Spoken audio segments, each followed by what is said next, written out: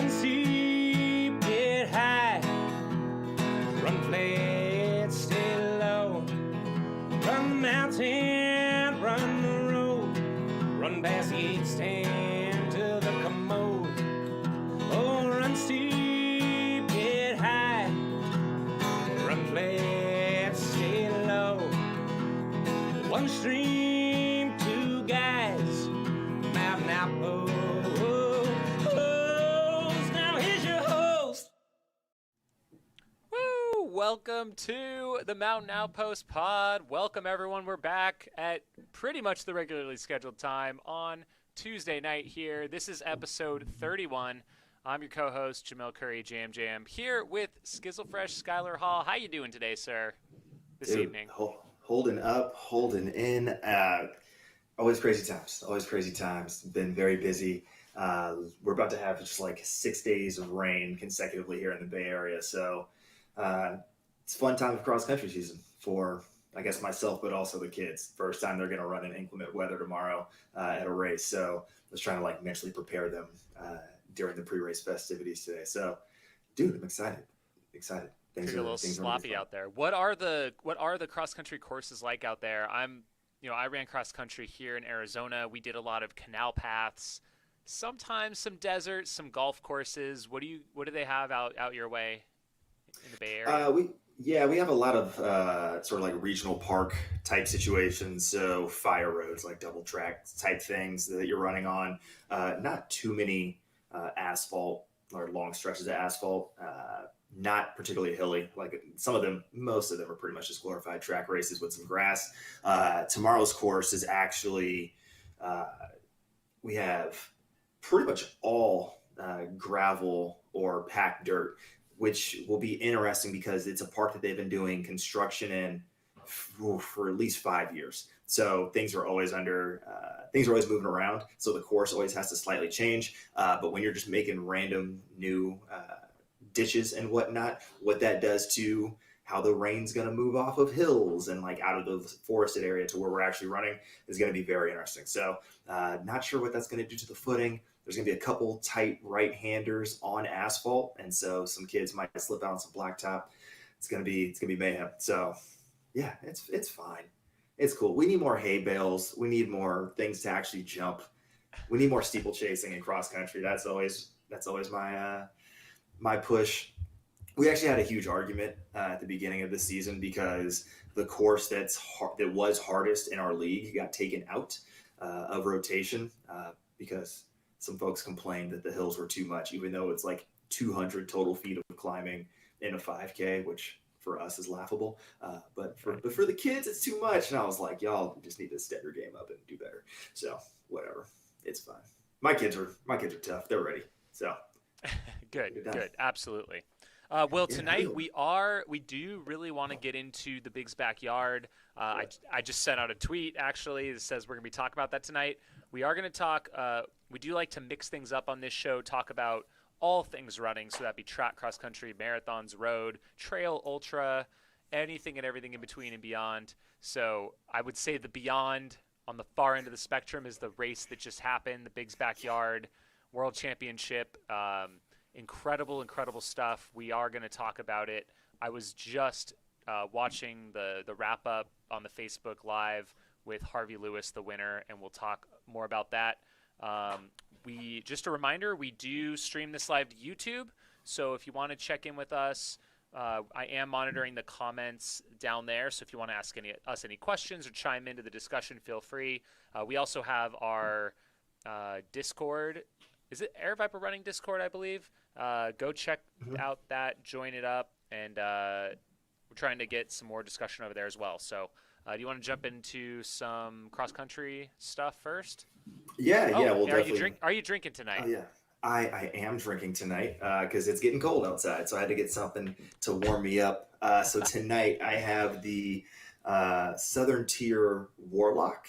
So I think a few weeks ago I had the Pumpkin, which is the greatest pumpkin ale beer variety in America. And this is another drink from Southern Tier. It's their Imperial Pumpkin Stout. It's a little bit darker, still pretty much the same ABV. And it'll keep me warm after I get off this podcast and go watch the season premiere of The Bachelorette. What are you drinking? So I pre-cracked it so that I wouldn't make a fool of myself on screen just in case. But we did get some new beverages here at the office, and I've got from Huss. This is one I've never had before, but you might remember Papago Brewery, right? Mm-hmm. From your time. So Huss bought out Papago, and the Orange Blossom was like one of their signature beers, right? Well, Yeah. this is the Papago Cherry Blossom. So we got black cherry and wheat. So that's what I'm drinking. Okay. Well, Gonna- cheers, sir. Finish cracking it open. Cheers it up. Oh, yeah. Tink. All right.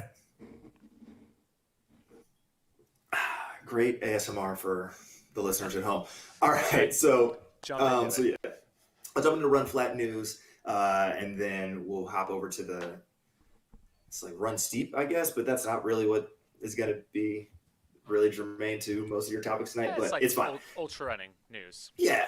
So I got the shorter, flatter, faster stuff. And this past weekend was huge in terms of two marathons that were not the Abbott Marathon majors, as well as huge cross country implications in both Division I and Division III college. So let's jump to the roads first and talk about the big marathons that happened that were not the Abbott Marathon majors. For the past 3 weeks or so, we've been talking about the fact that no man has broken 204 this fall season, and that has finally changed. Tamarat Tola went down to Amsterdam, won in a course record 203.39, made a big push with about 20 minutes to go, blew open the race and came away with the win there. On the women's side, Angela Tanui ran 2:17.57. She was originally on the start list for Boston, but after some visa issues and just craziness that is international travel these days, she pivoted, audibled, ended up in Amsterdam, and came through with a big win there. And then over in Paris, which was a race that people thought should have been Shalane's, Tokyo replacement, but we're gonna let that slide. On the women's side, Tajist Mamui, I believe is how you say it. She won the women's race in 2:26.12. And on the men's side, Alicia Rodich won in a course record 2:04.23. And this race was super entertaining, unlike Amsterdam, where big moves later in the race really stretched out the field. Both of these podiums, all the top runners 1 through 3 were separated by less than 30 seconds on both the men's and the women's side. So super competitive till the end. I can only imagine what it's like to run that far and then basically lose it in a kick in the last 150 or 200. But I guess that's just the nature of the beast these days. So those are the road marathons that happened internationally. Here in America, Shalane Watch stayed going, and because she was not in Tokyo, because Tokyo was canceled for this fall season, she had to go run a virtual race. Yes, something we were all super familiar with in 2020 and even early 2021. She brought it back, and up in Oregon, she ran 2:35.14. That's right. Shalane ran a 2:46 in Chicago, runs a 2:40 in Boston, and then a week later comes back and runs a 2:35.14. Again, these are pretty. When it's a virtual race, you could create your own course. I'm sure she made it pretty much as buttery smooth as made sense. No need to try to do another Boston-esque effort with all that climbing. But she is 5 out of 6 on her goal of 6 sub-3-hour marathons in a 7-week period. And now all eyes turn to New York in 2.5 weeks now?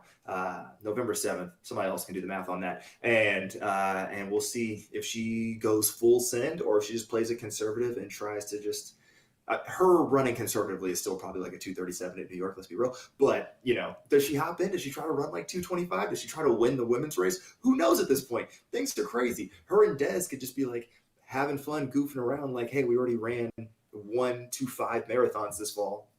Let's just send it one time and see what happens. So who knows what's going to happen? We'll break it down once we get to that week. But Shalane on track to make it happen in the marathon.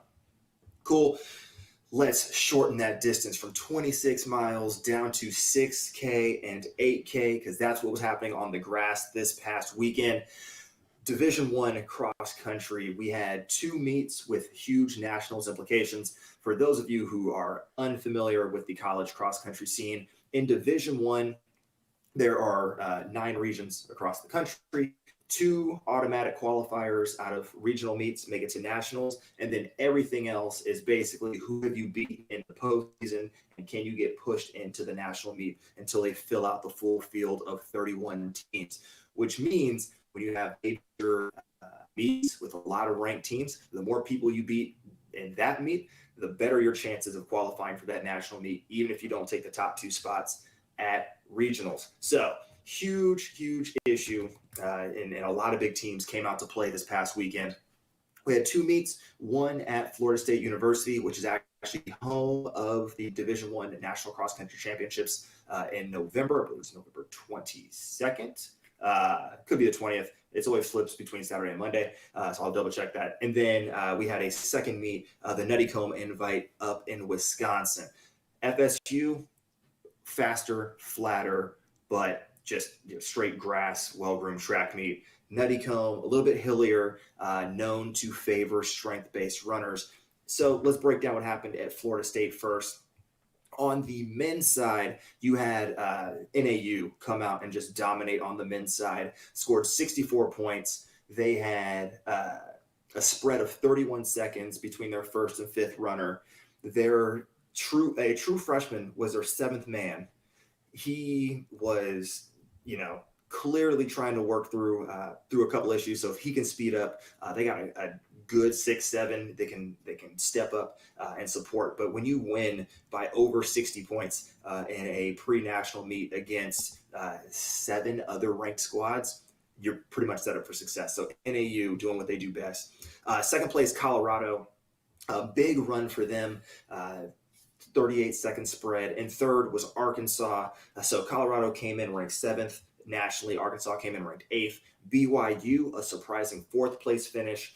They were ranked ahead of the prior 2 teams going into the meet. Connor Mance won the race outright, and Casey Klinger was 8th overall. But their 3 through 5 just couldn't necessarily get the job done, as Colorado, Arkansas, and BYU were all separated by just 3 points, 128, 128, and 131. So super entertaining. Once again, we talked about it a couple weeks ago, Notre Dame underperforms. 4 of their top 5 from nationals, their national team this past March that took 2nd in the nation, they ran in this race. They were without Olympian Yared Naguse, but still, you have folks who have national championship experience, and they still come in only 5th place here. So Notre Dame with some work to do, really left some folks wondering, are they for real, or are they stunting and playing with us? Homer alert for you, Jamil. ASU took 31st in this race, but Vincent Mari, the junior from ASU, placed 15th overall. So there is somebody in the greater Phoenix area who is tearing it up in the cross country scene. So feel good about that. On the women's side, Colorado came out guns blazing, 54 points for the win. They went 1-5-9, 16, and 23, paced out by Abby Nichols coming through for the win. Their 7th member of the team beat almost every other team's 4th best runner. That's how tight their pack was. So Colorado not to be played with. They came in ranked 5th nationally and just 3rd in their own region. But look for them to move up as the weeks move forward. Utah was in 2nd. Florida State was in 3rd. Ole Miss was in 4th. That pretty much went to scratch. Nothing too crazy there. Big takeaway from a relatively less stacked field on the women's side. Colorado, no bones about it. Stunting. Get excited if you are a fan of the Buffs. Going up to Wisconsin, this is where things got a little wild. The men's side not as stacked here as it was at FSU, but we definitely saw some crazy things happening. Wesley Kiptu, you might remember him from the winter and the spring, always races in gloves. He went out crazy fast at indoor nationals, came out at outdoor cross country and just blew up because he tried to race 3 national championship meets in 3 days. He actually did win here by 9 seconds. He had a 20-second lead at 6K and just like cruised in the last 2,000 meters, but he still wins and leads Iowa State to a surprising victory here on the team side for the men. Stanford was in second place.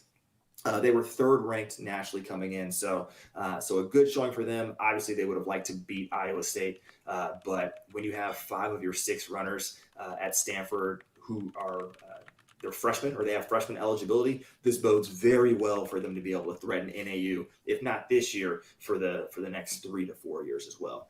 Cooper Tier was in second. You might remember him from the track scene. But Oregon did a fairly bad for them 6th place finish here. So they finished behind the 12th ranked team in the nation, the 11th ranked team in the nation, and the 30th ranked team in the nation. So Oregon, do better is the moral of the story there. And then on the women's side, we had, this is where things were, can I say bananas? I'll say bananas. I'll try to keep it clean in case the kids are listening at home.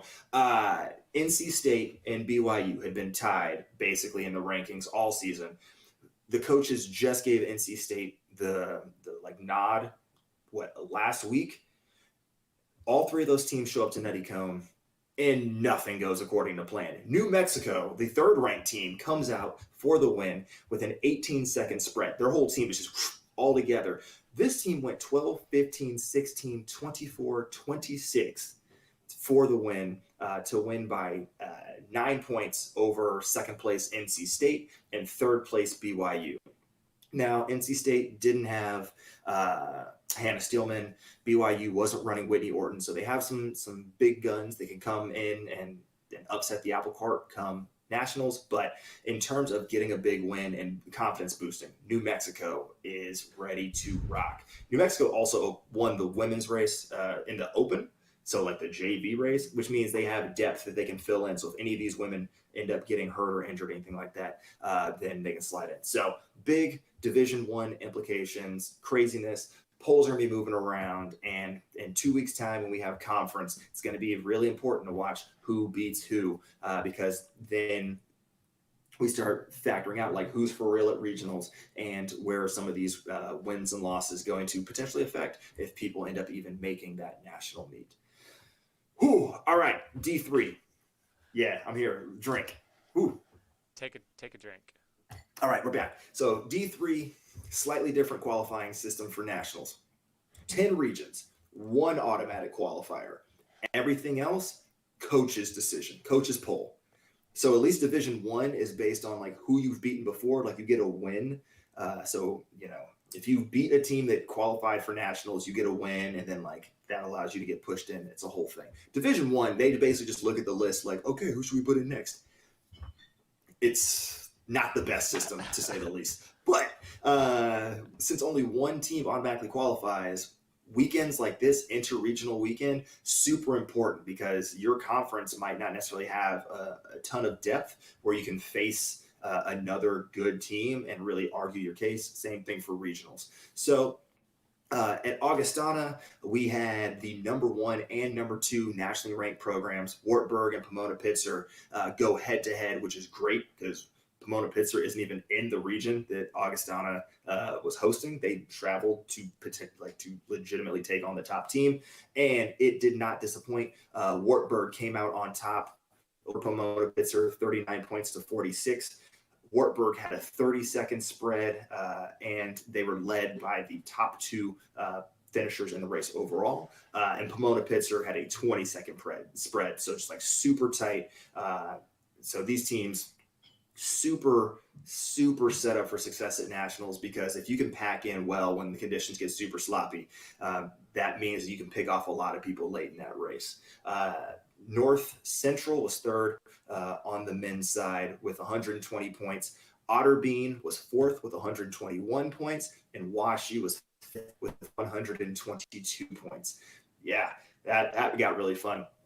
All this is blown up because Otterbein and WashU's fifth, as well as Cornell College's first finisher, all finished within 0.2 of a second after 8K. So if any of those positions switch around, that would directly impact those final scores. And since only one person's going to come out of each region, and Wash U and North Central are in the same region, could have very real implications for which one of them actually ends up going come November. On the women's side, Pomona Pitzer flipped the script, won with 68 points. Wartburg was second with 75 points. Wartburg came in the second-ranked program. Pomona Pitzer was only the second best in the West. So for them to win is a huge upset. So congrats to the Pomona Pitzer women as they go back to California and get ready to try to top CMC or CMS, technically, Claremont Scripps, McKenna, somewhere in there. Claremont Mud Scripps, there you go, CMS, and try to take that West title and in the automatic bid. But most importantly for me, Connecticut College, home of the NESCAC Rash of 2006, the only place I've ever been spiked completely through a shoe and run through mud and morass with an open wound in my foot. Conn College hosted a phenomenal race this weekend where I'm not going to say my Williams Eves, but I think they're near and dear to all of us. Williams won on both the men's and women's side, as we expected. On the men's side, paced out by Aiden Ryan, who won an 8K by 46 seconds. How do you win a 5-mile race by 46 seconds against a team that's ranked fourth in the nation? I don't know, but he did it, so it was awesome. MIT was second and 43 points. Williams and MIT are just dominating the Northeast, so we're really excited to see them race anytime. Third place was Middlebury, fourth was RPI, and fifth was the host Conn College. So all those programs are set up for a good time. The one disappointment was actually Amherst finishing 11th. That's right. No surprise there if you're a Williams fan that Amherst shit the bed, but that's our rival school in case you aren't following at home. But they take 11th place, significantly underperformed their rank. It looked like they had a guy who kind of held out. Might have had a little injury, so hopefully he rebounds well because we love to see some NESCAC pride. But Amherst did themselves no favors and are really going to need to show up at both conference and regionals if they want to secure their bid to nationals. On the women's side, Williams for the win again. Hit it. MIT second again, and just really pretty much to scratch with the NESCAC teams completely dominating after MIT with the next 4 spaces in the race. And then lastly, 2 quick ones. SUNY Geneseo handled business up in the metro region. On the men's side, on the women's side, Johns Hopkins goes 2-3-6-7-10 for a 28-point win, which is exactly what you'd expect from the defending champion program. And then at Oberlin, John Carroll won by 7 points over Wisconsin Whitewater. They came in ranked 7th and 8th nationally, so very close race as expected.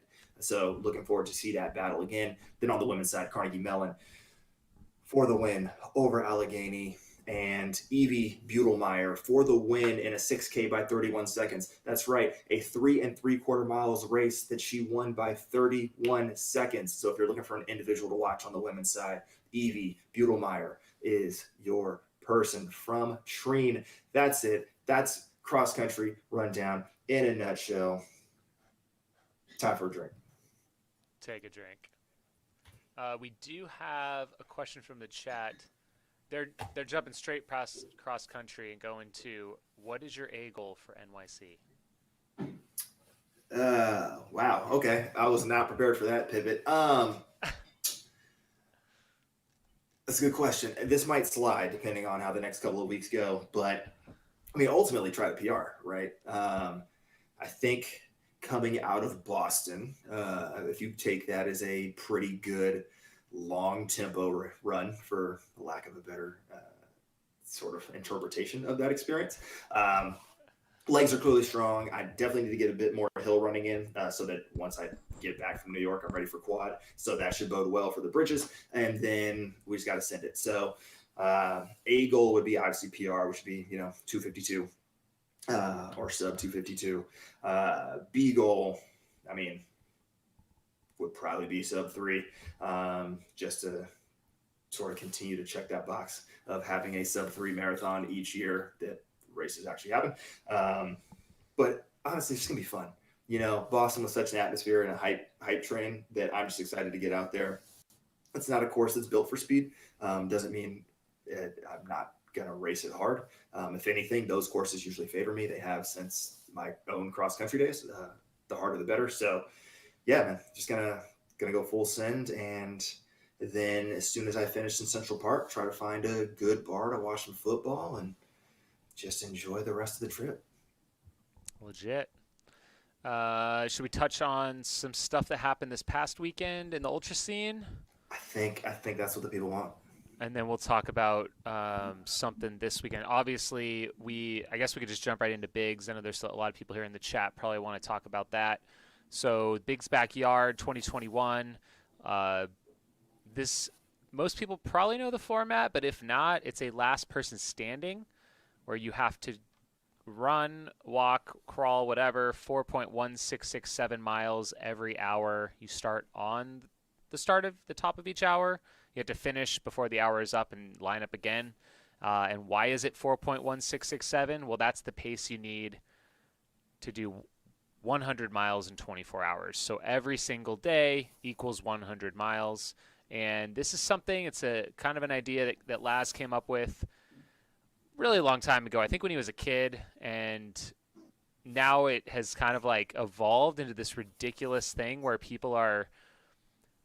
they're like achieving these levels of this event that I think none of us thought were possible a couple years ago. I think it was like, oh, wow, they went 48 hours. This is crazy. Oh, now they did 60, and it just keeps going up from there. And like in the past year, we've seen, I think, like 12 of the top 15 performances or something. It's ridiculous. They just keep raising the bar.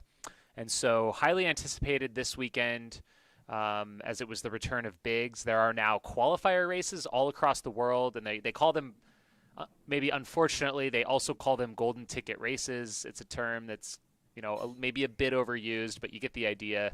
You can earn your spot in Biggs at Laz's house. It's literally held in his backyard, and then the night loops are run on a road, which is, I guess, his front yard or something. So,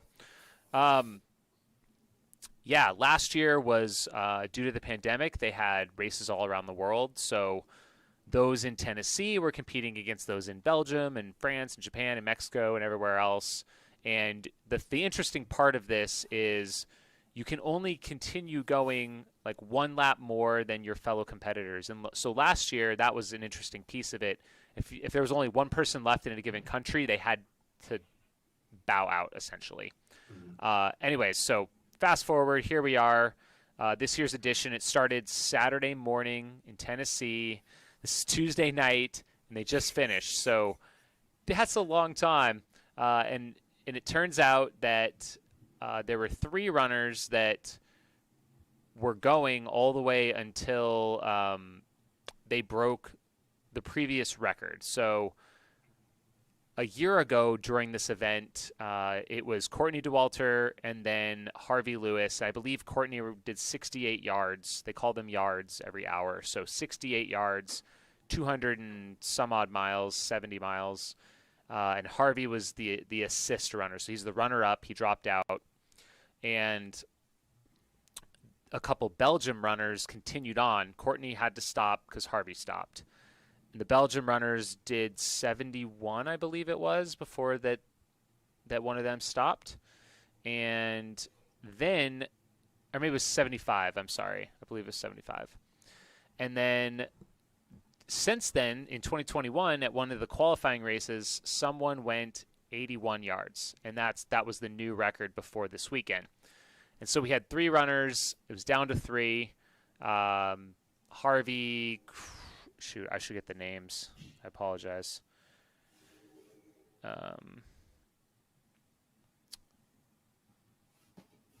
Fill that dead time. Chris Roberts, and then Teramichi. Teramichi Morishita from Japan. So it's these 3 folks.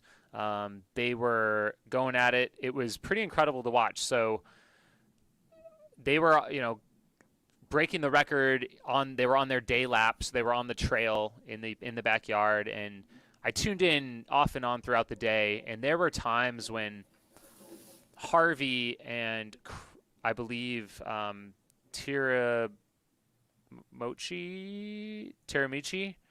they have to do a little out and back on the road to begin each lap, and they were racing each other back through the start finish line. I don't know if it was just a mental game or if they just totally lost their minds, but they were sprinting, racing. Like, I don't know why. I guess you're 80 hours in and that's what you do. I don't know. Anyways, so Tiramochi, I believe on the record tying lap or the record breaking lap, I believe they said, I saw a tweet that he tripped and fell on the trail and like lost consciousness for a minute, or maybe he just passed out, who knows, but he ended up missing the hour start for the next one. So he was out, and then it was Chris and Harvey, and I think Chris bowed out their first night loop. So this is night 4 that they were just beginning, and he ended up going out, and then he came back in and called it. I think his knees were just completely done. So Harvey is out there, and it is an out and back on the road part, so he probably hit the out and back, hit the halfway point, turned around, not seeing Chris, and then figured out that he would win the race. So that just ended, I think, an hour ago. If you want to see some video coverage, they did live stream a lot of the event in parts. Of course, like the most interesting part is around the hour, like the little lead up and kind of when they're finishing the hour. That's on the Big's Backyard Facebook group. But yeah, 85 hours is what it took to win this thing, which is 360 miles, I believe. Something insane like that. 358 maybe. Yeah. I think somebody in the chat said 354. So yeah. 354. Yeah. And less than that's the dirt. Because what's the 6-day total record? 6-day record is, it's like 638 miles, I believe.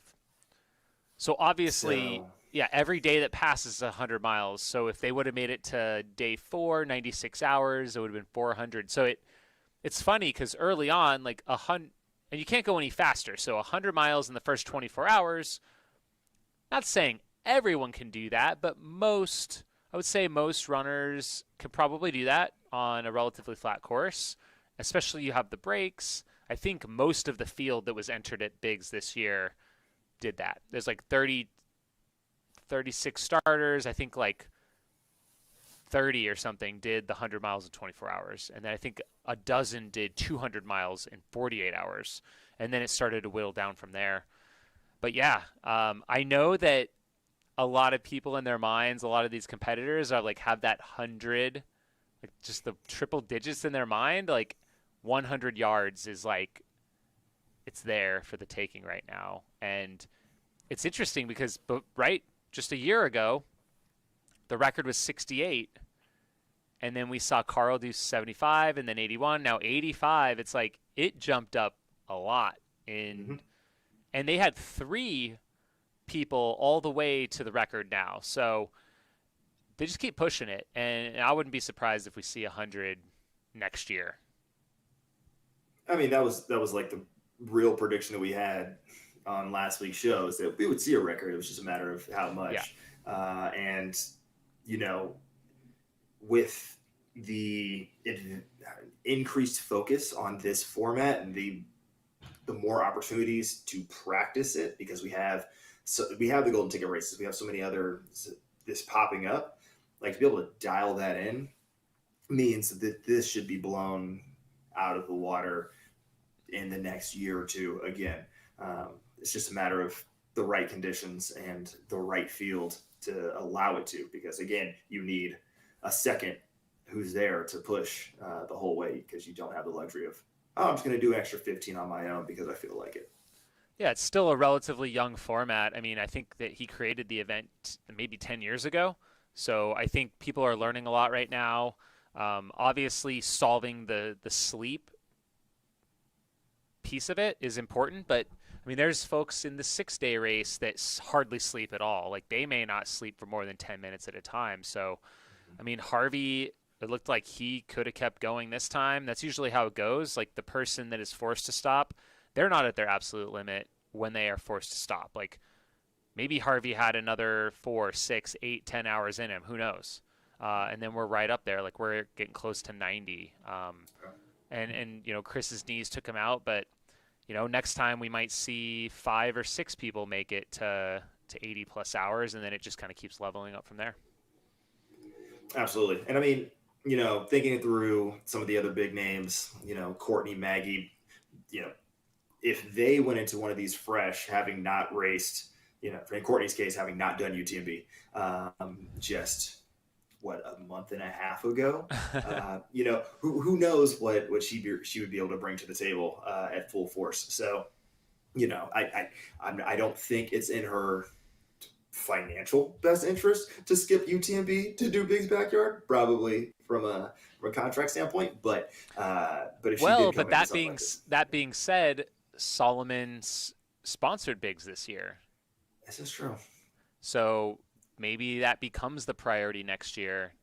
You never know. But I mean, even last year after doing the Colorado Trail, I mean, look what she did at Big, 68 laps, and she could have kept going last year significantly further. So, but that's the thing. It's all about the assist. It's a dynamic. So as much as you're competing with your fellow runner, you are also rooting for them and keeping an eye out for them. So it's a really, really interesting format. I think it's super, super cool. Yeah, people are asking me when I'm going to go do it. I don't know. I'd have to go run one of the golden ticket races to qualify, and I don't know when that would be on my radar. But I'd love to do one. I had such a good time at the Across the Years Last Person Standing, and that one's a little different. It's a mile every 15 minutes, but I love the format because you have to line back up with everyone, you know, very frequently, so it kind of resets the whole race. In a normal ultra, it's like if you're ahead of someone, you may never see him again. And this one regroups all the folks. You really feel like you're doing something together that's really tough. You're all going through something. And then the mind games, I think, are really interesting. And that might have been something they were doing when they were doing those fast sprint laps, trying to like jockey for, I don't know, mental position or something. Wardian, someone just mentioned, surprised he dropped it 150 miles, but then he just did Chicago-Boston double last weekend. So, I mean, because he did the virtual one. How far did they go? Do you remember that? Were they at like, were they like over 60, I think? They were pretty far up there. Yeah, I wanted to say 63, but that's just completely off the top of my head. But yeah, the other thing to think about is we basically had very few international runners this year. So remember, Carl Saab, who won last year, wasn't here. Johan, Guillaume, and like probably the guys that had the previous record at 81, they weren't here. Like this was a compromised field this year. It was amazing, but it was kind of the best of who could legally get here.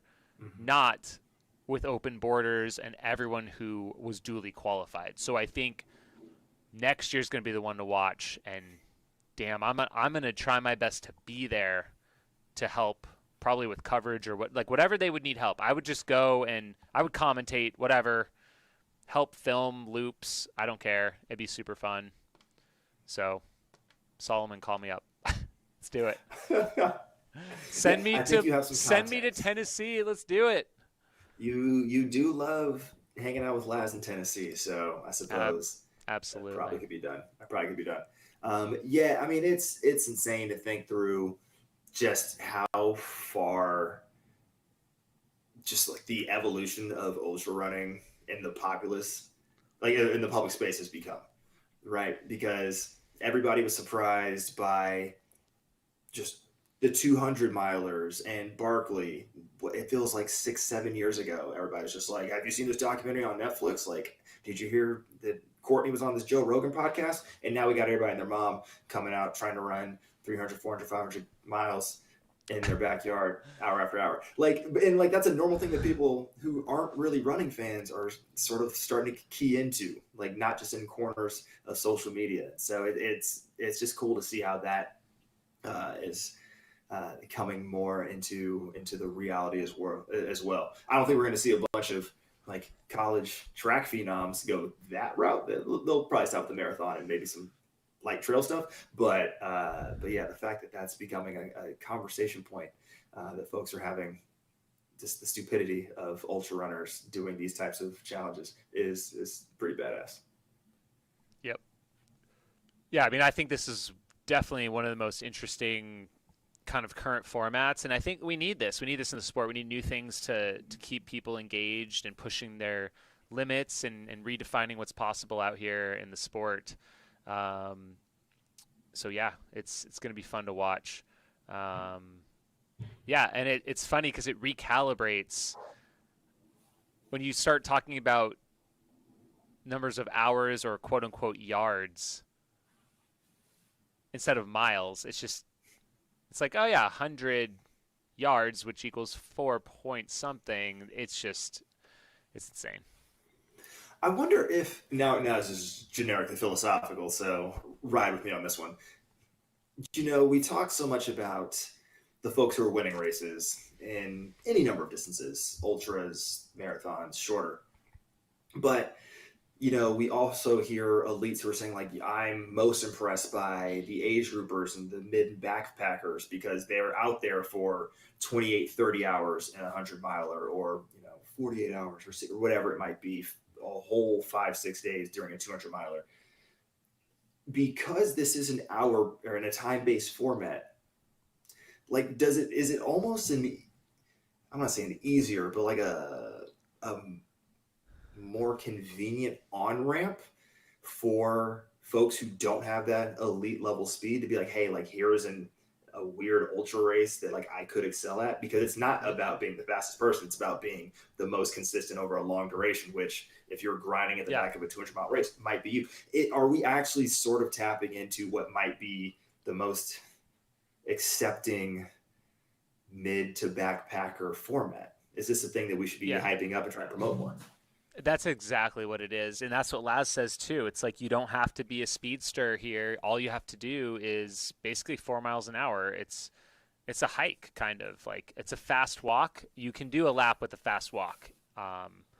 And you can compete. Like, it resets every time. Everyone's in first place until you drop out, and there's only one winner at the end of the day. So you just have to outlast everyone. You have to preserve your body and your mind, and you have to keep that pace. It's an equalizer. It's very interesting. We gotta figure out how we market this to the populace. We gotta keep bringing more people in. Be like, hey, well, we'll see what Solomon does with it. Their involvement might bring some more people to it. Let's see. We got some chat in the comments here. People are talking about Wardian, or wonder if Michael McKnight would be interested. Seems like long and relatively slow would fit him. And then they're saying no carb versus Harvey vegan showdown. So turning it into a dietary battle. It is funny. Harvey they were doing a little interview with him, and he was trying to get like questions from the chat basically, but like there was no way to get him anything. But he was kind of talking about what he was using nutritionally. Of course, he does eat a plant-based diet. He was using Tailwind out there. He said he took no caffeine in the first 24 hours, and then just took a little bit in the next 24, and then was taking more later. And he doesn't take any painkillers. So interesting. So you were taking notes because we know how you love to cut out caffeine like the week or two before a big race. So, I mean, in theory, I used to do that. Yes. Let's see. What else do we got here? That's probably about all the chatter around this race. All right. So hopefully you guys Yeah. enjoyed that. Some people would love to see Carl and Johan, back or Mhm. for the first time. Carl's never been there, but Johan, of course, has, obviously. Cool. Should we talk about some other races? We've got a race Yeah. to preview in a minute, but we can see if there's anything else interesting that happened this week.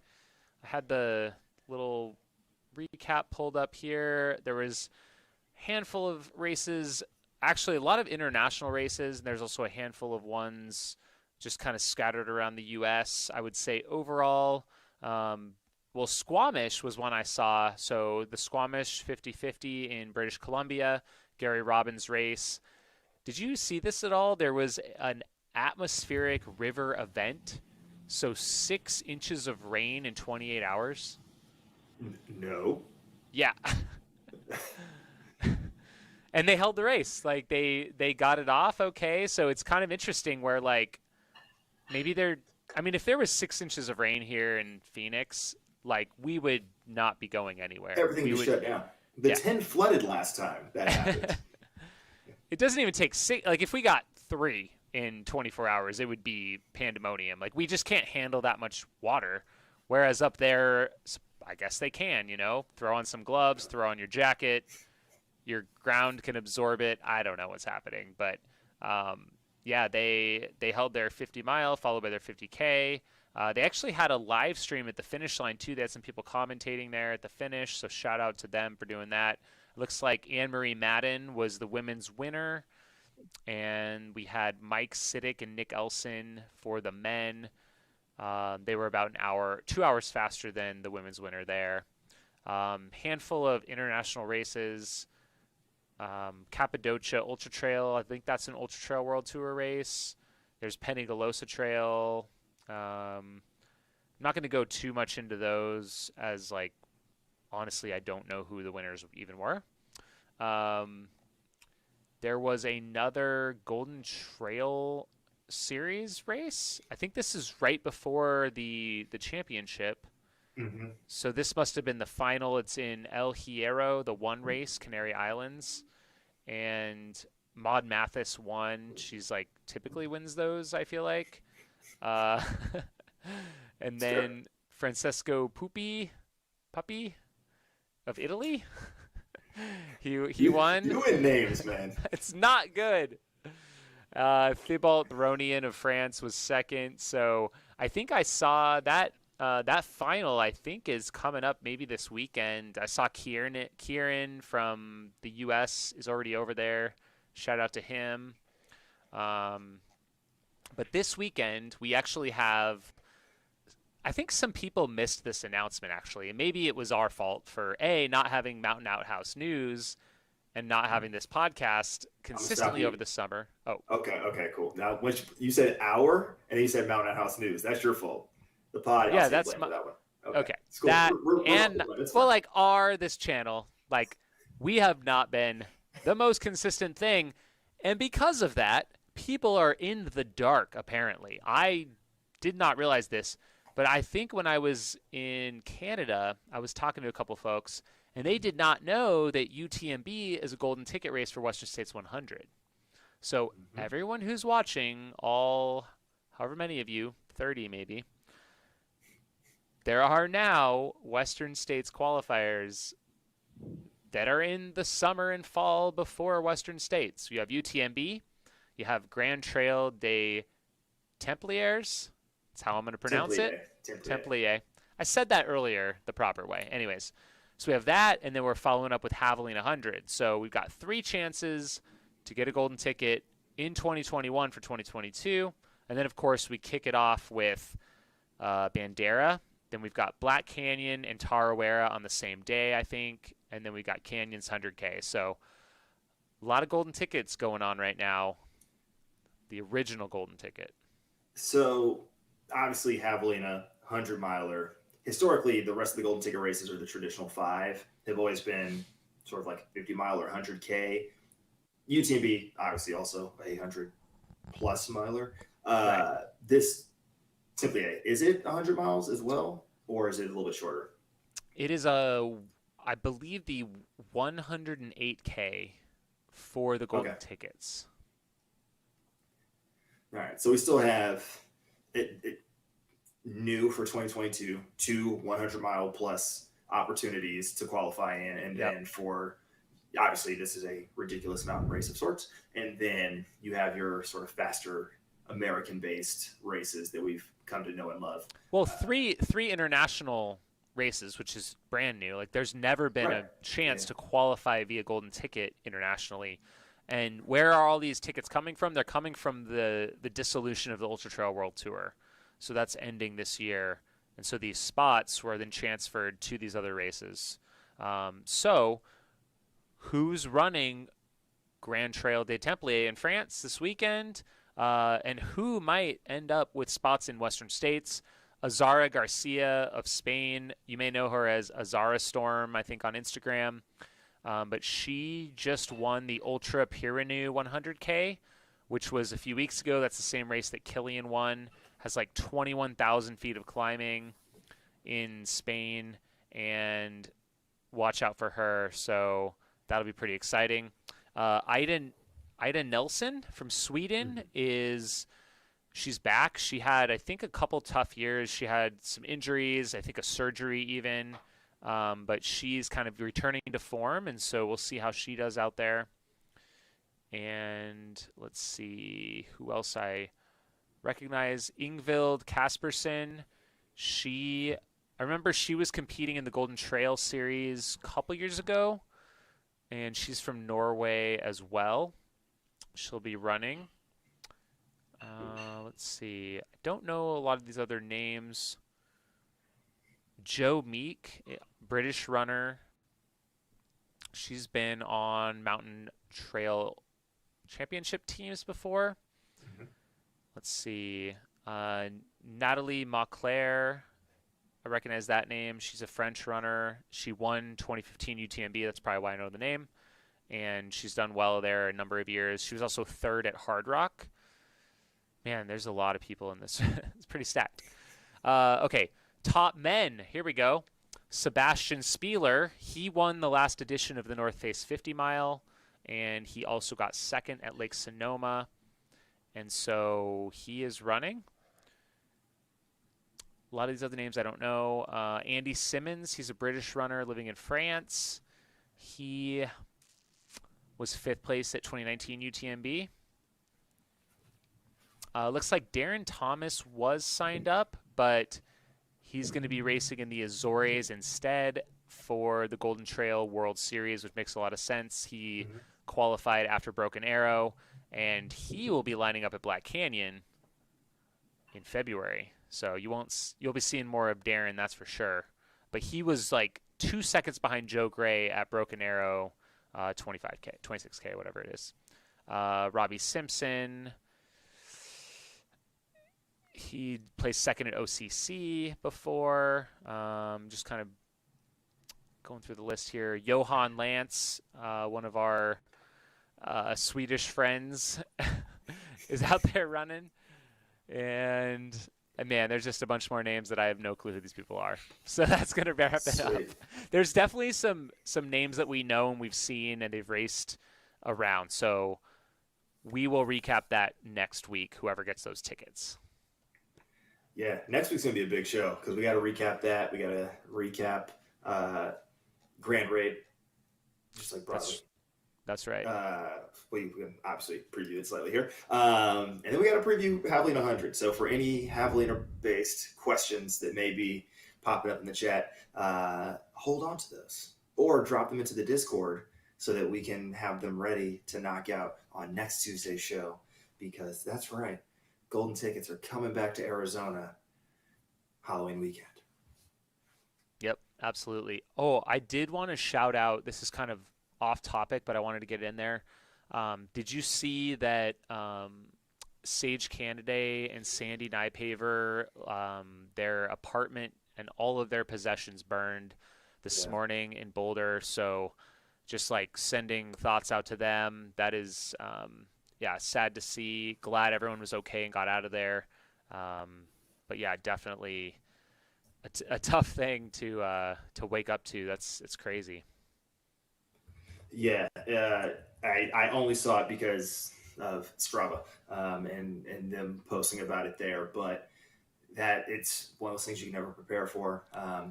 Hate for it to happen to anyone, but obviously the ultra running community always takes care of our own. So sending our best to them and to everyone in the area, in the complex. Look like, at least according to Sage's post, that everyone seems to have made it out okay, which is what you hope for if something like this happens. But wish them all the best, and I'm sure we'll, as a community, rally around to make sure that they're set up for success as this is getting into the, the cold, dark, desolate winters of Boulder. So what do we got to do?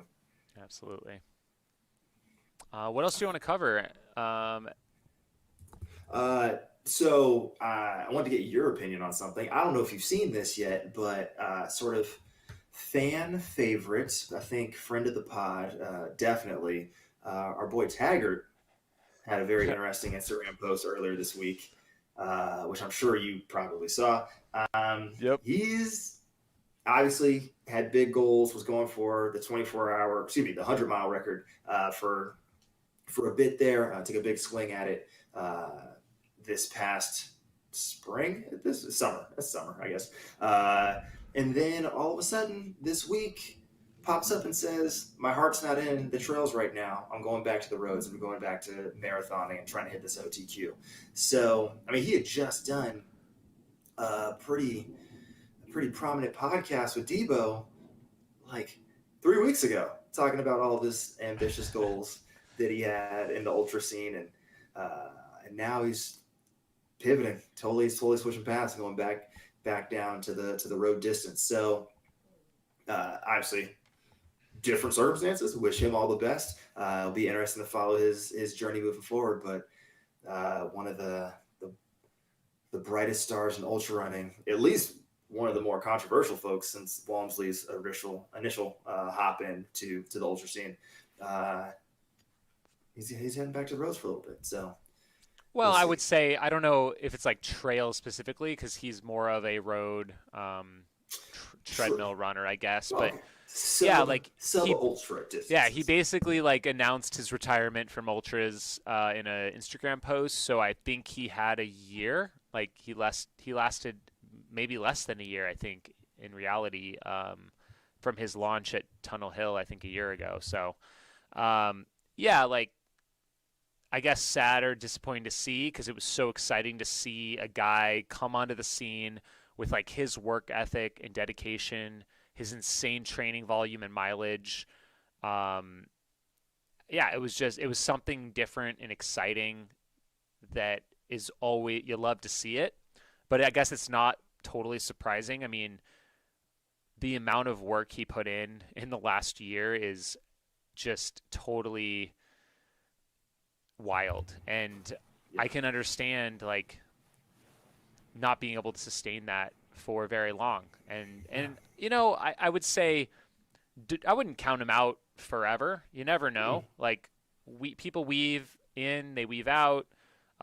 He like walked away from triathlon 2 years ago, and he was going to do a triathlon this fall, and I think he's kind of just figuring out what he wants to do, probably with his life. He's young, he's 25, trying to figure it out. And I would say, there's no way he's not going to be competing. I think it's just he's going to do some marathons. Maybe he's going to jump back to triathlon for a while.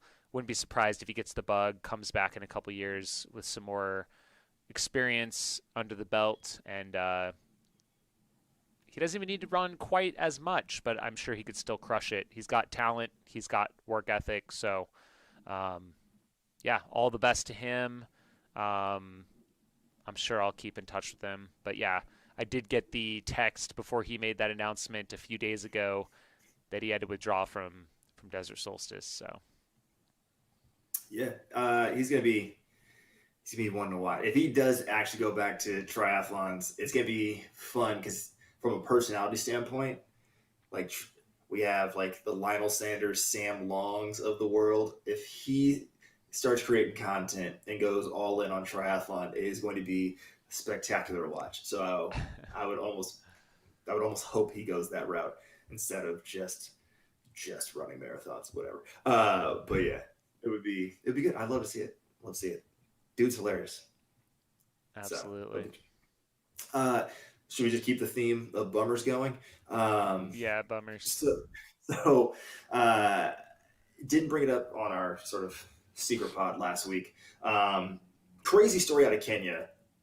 Agnes Tirop was murdered in her home. The former cross-country champion just had like a stellar, 2021 campaign and was back home.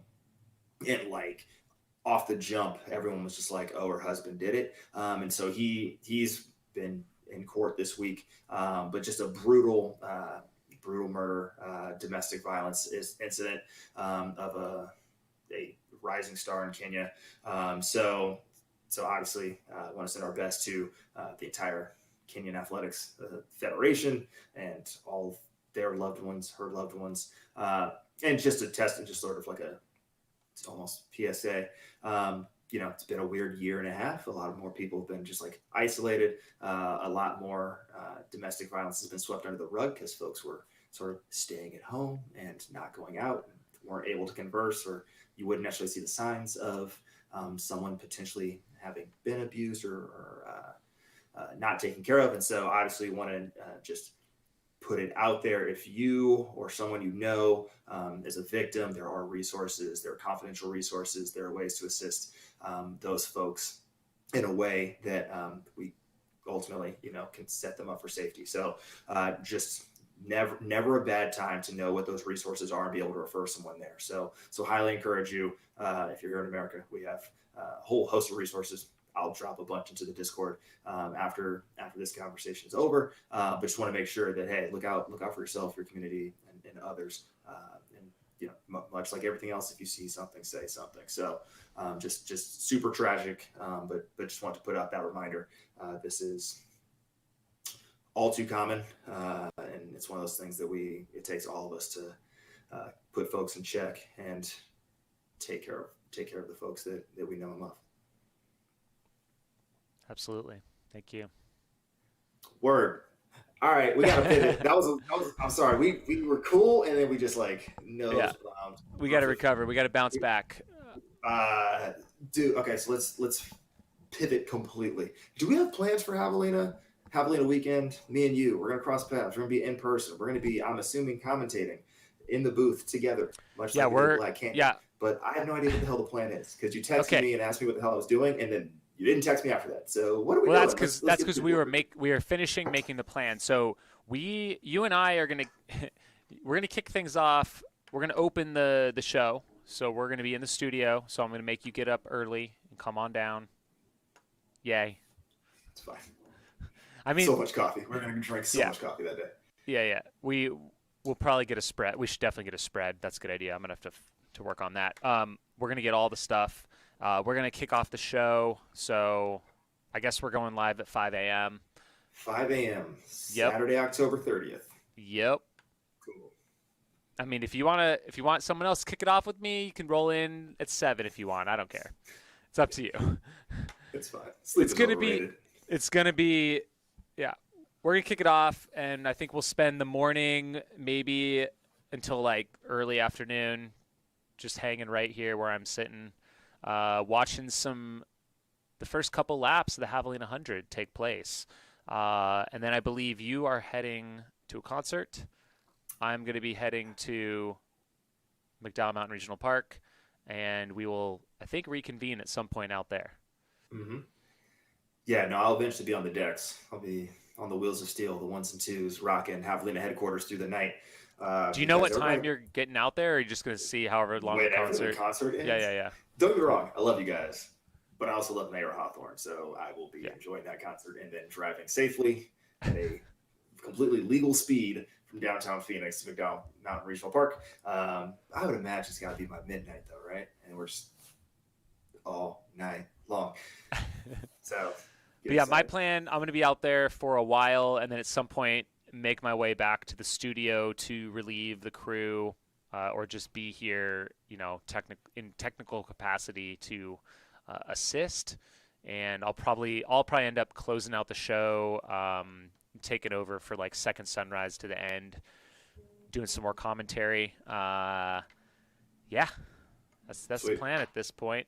So 30 plus hours of coverage. Yep. All Javelin weekend, carrying you right into your Halloween celebrations. So maybe you'll get some inspiration for some last minute costumes from the live stream. And as I mentioned earlier, we will do a full deep dive preview on the Javelin field and what to look for, major storylines, who's in line to get those golden tickets when we have this pod next Tuesday. Asterisk. Details forthcoming. Who knows? Life might happen and we push it to Wednesday. But yeah, I'm pretty sure we have to do it Tuesday because there's too much else going on next week. You don't want to do the pod from the back of the box truck in McDowell Mountain? Like, it'd be fun. Yeah, no. I mean, no. Cool. Yeah, no, we'll definitely dive into it. So again, if you have any questions or thoughts, feelings, whatever. Well, Alan Stark, real quick. He did ask, what's the course record at the Javelin 100? I will pull up the exact time. I know it's Pat Reagan, 13:01. Yeah, and then, sounds right. Yep. And then we've got Devin Yanko. I'm going to say 14:49. Now I'm going to pull it up. Oh, it's actually 14:52.14. That was set in 2015 on the old course. So the old 6.5 lapper. Now it's a 5 lap. And then Patrick Reagan in 2017, 13:01.14. Early predictions. Is this a record-setting year at the Javelin 100 because of the golden tickets? Is that going to push it, or do we have to wait for the preview show for that guess? Should we wait? I think that's the teaser. We'll have some predictions. We'll set some predictions, not just for course record and winners, but maybe some over-unders. Some, how many people break 14 on the men's side? How many people break 16, 17 on the women? We'll set some betting lines. If you have novel ideas of predictions we should make, also drop those in the comments on the YouTube video, the one that you're seeing on this Mountain Outpost channel, or drop it in the Discord, as mentioned, linked usually in the comments, not in the comments, in the description of the video. And, let's see what weird shenanigans and completely irrational things we say on next week's show. So we should probably start planning, working on spreadsheets, getting ready for the commentating, and otherwise getting rest. Because apparently me and you are not sleeping next week, buddy. Nope. Get excited. It's going to be just like the old Western States days. We're just going to put heads on each other and just hold each other up while we sleep. I'm looking forward to it. Absolutely. I'm excited. So I think let's go ahead and wrap this one up. Let's wrap it. And we will catch you guys next week. I've been Skizzle Fresh. He's been Jam. This has been a podcast. And we'll catch you guys next week. All right. See you guys. Deuces.